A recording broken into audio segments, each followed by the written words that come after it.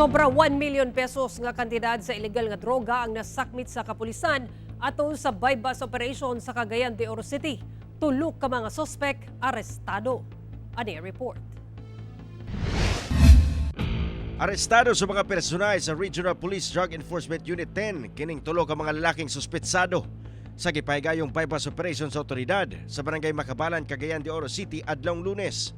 Ang mga sospek giilang 34 anyos nga lalaki, 35 anyos nga babae o 44 anyos nga lalaki kinsa pulos mga residente sa sitio Piaping Itom sa nasangpit nga barangay.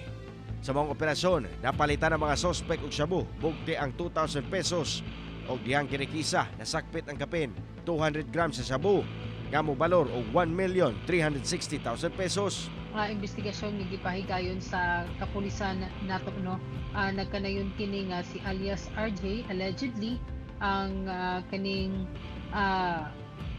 shabu nga ilahang gina-distribute is allegedly coming from Marawi City and gina-transport kana o gina-distribute din sa Cagayan de Oro City, but that is still subject for validation. Amaong droga ang ginabaligya sa mga sospek sa mga parokyano nga sagad mga laborer.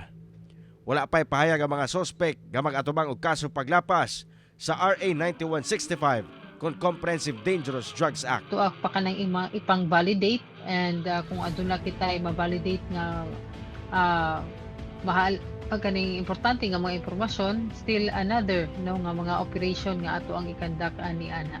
Cyril Chavez, 1 Mindanao.